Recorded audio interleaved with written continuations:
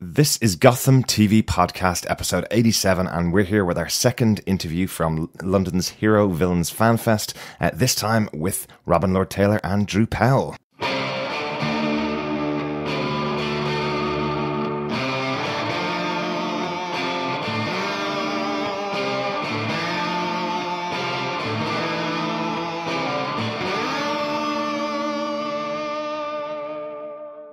I'm David Mazouz, and you're listening to Gotham TV Podcast. This is Drew Powell, and you're listening to Gotham TV Podcast. This is Robin Lord Taylor, and you are listening to Gotham TV Podcast. Welcome back, Gothamites. Great to be here with you. It's Derek, one of your hosts. John isn't here at the moment, as you probably know from the other episodes that we've released this week. But I'm back just to introduce our interview with Robin Lord Taylor and Drew Powell of Gotham that we conducted last weekend over at London's Hero and Villains Fan Fest. Love these two characters. This is our villains portion of our Heroes and Villains interviews from London's Heroes and Villains Fan Fest.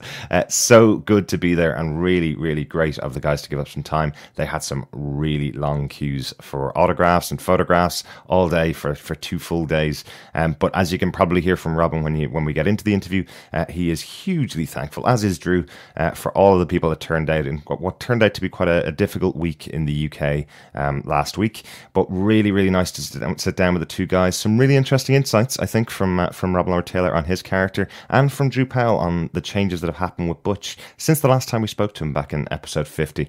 But I'm not going to delay it too much. Time to get into the interview. This is Gotham TV Podcast. I'm one of your hosts, Derek. Hi, I'm one of your other hosts, John. And we're at Heroes and Villains Fan Fest UK. Second day in London, we had David Mazouz dealing with our heroes side. And today we've got two of the villains of Gotham joining us. Would you like to introduce yourselves? Yes, this is Robin Lord Taylor. I play the Penguin on the show. I am Drew Powell, and I play Butch Gilzean. Our listeners are... 97 days. There you go. Rock and roll. Our listeners are very familiar with Drew Powell's voice. He's been doing a little intro for us for the last little while since we had him on board. And you're welcome. Which is so nice of him. We've created a few Drew Powell supporters and Butch Gilzean supporters over the years. So, love you from Ireland. So thanks so much for joining us. What's it been like at Heroes Villain Fan Fest? This is a UK con. I know you guys were up at Blackpool with us last year. Yes. What's it like at the UK con? Are your arms tired from all the autographs? It's astounding. I had no idea that the show was such a phenomenon here. And I have to say, I've been more busy at this convention than I have been at any other convention, including New York Comic Con. Wow. I mean, it's just been like absolutely overwhelming, but in the best way. You know, the love is real, and the kindness, and also that just the gifts, the fan art. You know, it's brilliant, and also the cosplayers. I mean, there's like 40 penguins running around. That's right. It's awesome. Yeah. Really It used to be a pool. Exactly. Yeah, no, it's great. I mean, you kind of get bits and pieces through social media, like, oh, it seems like there's several people, coming from the UK that enjoy it, mm-hmm. or from Ireland or whatever, and Italy, fans from Italy here. Mm-hmm. But then to see it here, in this really great venue with that panel we had yesterday, it just felt like people everywhere, like hanging off the rafters. It's awesome. Yeah. It's really neat, and it's very gratifying to know that. Especially for us being from America, I think to know that it has this worldwide reach. It's a neat thing. And not to be too serious, but to break it down a little bit, it's nice to be here celebrating art in a public space with many, many people in light of what's just happened in Manchester. And, we would not miss it for the world after that happened.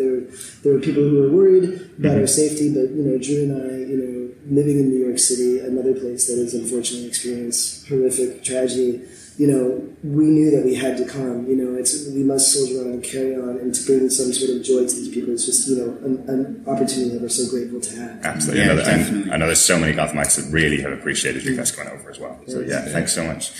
Do you think, I was just going to say, how's Olga working out? Now you've been in the UK, has Alfred, Sean given you any new English lessons that you can teach her?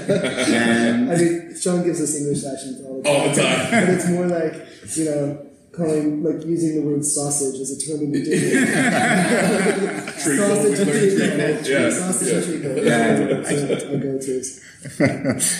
I wanted to just go on to Gotham itself. Both of your characters have a really interesting connection in the fact that you've had your relationships ruined by interference from other people. So obviously your relationship with Ed suffering a bit of a bad time at the moment because of Isabella, and obviously with Butch Gilzean, he's had a relationship ruined between himself and Jessica. I mean, I will correct you, and I will say the relationship between Oswald and Ed is not suffering because of Isabella. It's suffering because of Oswald. Right. Oswald is a person who doesn't understand boundaries. He doesn't know what love truly is, and he is a fractured, manipulative person. So it's really his own doing that, he is his own worst enemy in many, many ways. And this is one of the examples of that. Absolutely. Yeah. I stand corrected and happily so.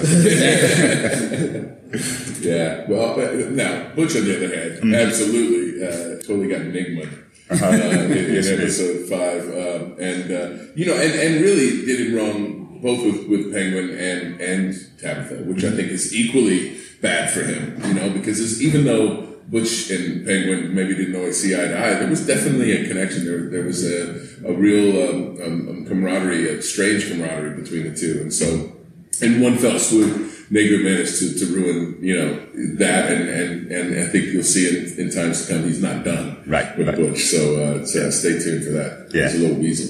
Penguin made a major miscalculation too with Butch in that he didn't, Butch could have been someone that he could have trusted, and as you've seen in the episodes that you've seen, Butch is actually heartbroken, and there's that lovely moment that Drew has where he's like, you never believed in me, you never trusted me, and it could have happened. And again, this is another example of Oswald, miscalculating and also not understanding, another person's motivations. He makes constant mistakes, but as we go forward, hopefully he learns from that. Will Oswald and Butch come back together? Will they be drawn back to one another? Well, that's the lovely thing about our show is that it's cyclical. People come in and out of each other's lives, and alliances are made and then broken and then reformed. And it's one of the things we love in the sense that we go through periods where like Drew and I were working together for basically all of season 2, and then well into season 3, and and then of course Penguin starts working more with Nigma, and so then as actors we get to play with each other so much. But it is true. It's where reality comes in. Like Drew and I are, we're sad. It's sad that when our characters are enemies. And I had the same thing with Aaron Richards' character Barbara. Well, actually, with Aaron Richards, the actress, I was like, we were both like, we're enemies on the show. It's just, it's just really strange. Yeah, it's the only downside to having such a close cast is that when it comes to that. But I actually don't think it's a downside because I think acting, I don't believe that you have to live in the method and be, I think you turn on your characters. And so the connections, even if, Butch and Penguin don't see eye to eye, the connection that we have together is still there. It makes whatever our characters' relationships are more vivid, more real. And that's, I gotta believe that there's some of that is what helps really drawing people to our show. Yeah. It makes our show stand out. Yeah, it would be horrible if poor Aaron was sitting over in the corner while you guys all chatted and had great fun. Poor girl's over from Wales, so, getting stuck in the corner in New York. We can't understand her anyway. It'd be like the lunchroom not sitting at the pool. That's right. I wanted to quickly come back to something that Robin mentioned at the panel yesterday. One of the descriptions that you had for Gotham was, I thought, a lovely description, lovely to kind of go over it a little bit more, which was that Gotham, the way it kind of has created its films, has come out of love being taken away from the characters. I thought that was a beautiful way of describing Gotham as a show as a whole. Well, and I give credit that I directly stole that from Danny Cannon, our executive producer and head writer. He's just a brilliant man. We're all here because of him. And the vision that he had for the show, he and Bruno Heller, that was what it was. It was about how the city itself is stripping these people of their humanity, of their love, of anything tender. It's like the city is ripping it away from them. And and that's how these people go from being, people who could potentially be good, kind people. No, it's how the city creates the supervillain. Yeah, and you really feel that throughout season 2, because obviously Gotham season 1 ended with Oswald on top of a building claiming he's the king of Gotham, and all the way throughout season 2 he gets his mother stripped from him, his father stripped from him, love of his life now in Ed a bit, stripped from him a bit now into season 3. So it's starting that spiral for the character. Really interesting. So. Yeah, it's one of I think it's one of the more poignant things about the show, and the fact that again, like what we're doing is we're trying to bring real human emotion and experience to these characters that are fantastic, but we're still trying to root them in something real. And I think for all of us, that's where we're finding, the humanity inside of it. That's right. Like you were speaking about Danny there, and obviously there's Alfred and there's Bruno as well. Brits working in the US on these shows, and a lot of British actors working in the USA. But I don't know how much you know of, say, UK or Irish television. But would there be any shows over here that you would like to guest on? I mean, like there's Doctor Who kind of thing. Absolutely. My wife is British. It's Downton Abbey. Yeah. So any job I could get over here to bring her back to her homeland, I would be a winner. And really happy wife, happy life. Excellent. So, I'm just waiting for the Mr. Bean. I love Do you it. like meanings? Yeah. Yes, exactly. Yeah. It's funny because I have a British wife, I've watched British television over whatever we can get in America, and there are certain ones that we really got into. Some as popular as Spooks, what you call it, MI5, which I loved, and man, so many incredible actors coming out of that. Mm-hmm. But also some as silly as like Hotel Babylon. We used to watch that, and it was just like this nice candy to eat, So I'm dying to come back here and work. So all of you producers listening to the Gotham TV podcast, would you hire a brother, please? Excellent. So let's take accent. We really do. Hello, Governor. But you guys, I don't know if you guys know this, and you need to check it out. I'm sorry, but Robin played on the David Letterman show back in the States. He played. What was your name? I was Daryl, the Late Show Page with the fake British accent. And the bit was I come out and Dave is like, "Hello, Daryl," and I'm like, "Hello, Dave." It's brilliant. Really silly. It's brilliant. It's Excellent. Well, guys, thank you so much for your time. I know that we're running pretty close to the end. Got a couple of last questions, very quick last questions. So we asked David yesterday which bat suit he'd want and which Batmobile he'd like to drive if he had the opportunity to do it. I'd love to ask Robin, if you had any umbrella, any weapon inside of an umbrella from the Batman cartoons and Batman comic books, which would you like? Is there any weapon you'd like? Well, I'm not sure if it was in the comic books, but the umbrella that I would most enjoy would be the helicopter umbrella. Awesome. That would be awesome. Batman Returns. I just love the idea of, it's like giving penguins flight. I love it. It's sort of kind of fun and metaphorical. And getting around New York traffic would be a lot easier as well. Absolutely. And for Butch, if you could replace your hand with something, would it be a corkscrew? Would it be a bazooka? I don't know. I always thought like a hand cannon would be pretty good. You just got kind of a one big buckshot, and that would be pretty great. But over the last year or two, or however long it's been since he got his hand lovingly chopped off by his good friend Oswald. The number of times I've had suggestions, both appropriate and inappropriate, on what I should put on my hand, I should really have compiled a list because people have a lot of opinions. Maybe, probably for me, it'd be a pizza slice. I definitely need a pizza to make that worth its while. Swiss Army knife. You got a little bit of everything. Yeah. Our favorite scene that we had together was when we blew up Azrael in season 2, and we were talking. We were like, why isn't it coming just out of your face? Exactly. Incredible. It makes perfect sense. I love it. That could work really well. Yeah. We've one of our listeners, Claire Payne, she's at the convention, sent us a question. We asked if anyone wanted to ask you questions, and she was saying, what's it like working with like the range of directors that you work on in a season? And are there any styles or shots or scenes that you just didn't think they turned out like better? It was completely unexpected. They didn't turn out differently in any way. It's a good question. I don't know. I mean, the directors have been incredible, and the great thing about having a show that lasts more than one season is like, our first season was sort of like finding the group of people that really, brought something out of all of us and that really added something to the show. So in season 2, we bring more of those people back, and then now season 3 even more. So it's like we're honing in on the directors who really have, the vision down to a science, and who are also like, just basically translating Bruno Heller and Danny Cannon's original idea, and we've really landed on some amazing people. It's interesting because our show is very technical and millions of moving parts all at once. It's a massive undertaking to take as a director.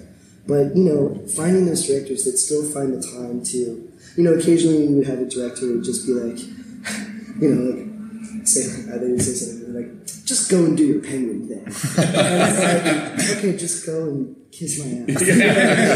but the other directors, and then now we don't have that. We have directors who know us very well, and they know how to say, in not so many words, just even a couple words, they know how to get, a new color, a new tint to whatever the scene is. And that's a really lovely, wonderful thing, because again, to bring it back, rooting this fantastic, over the top, wild show into something that's real and human.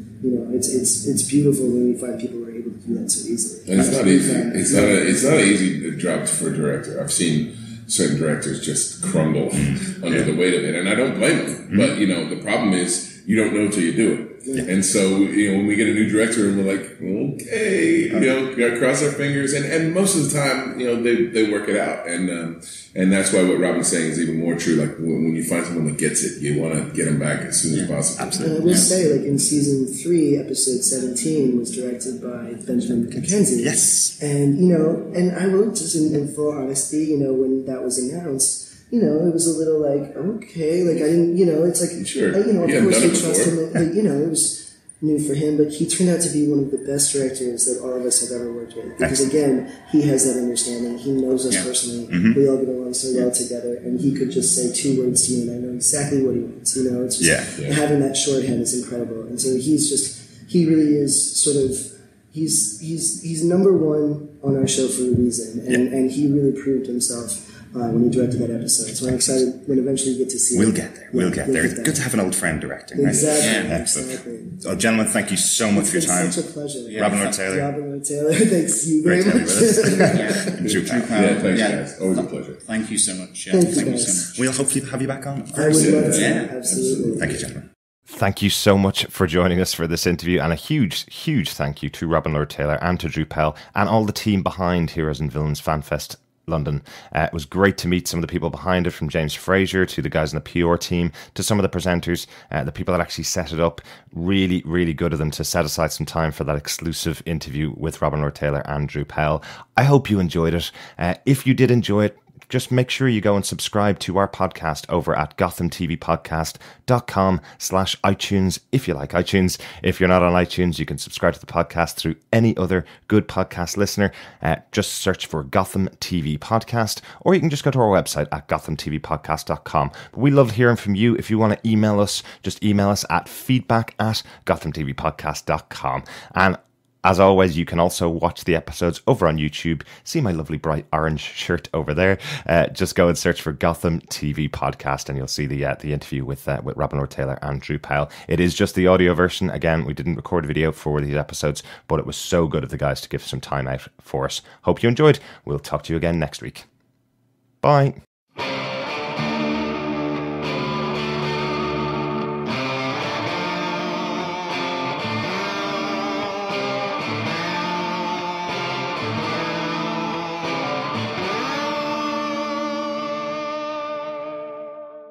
I'm David Mazuz, and you're listening to Gotham TV Podcast. This is Drew Powell, and you're listening to Gotham TV Podcast. This is Robin Lord Taylor, and you are listening to Gotham TV Podcast.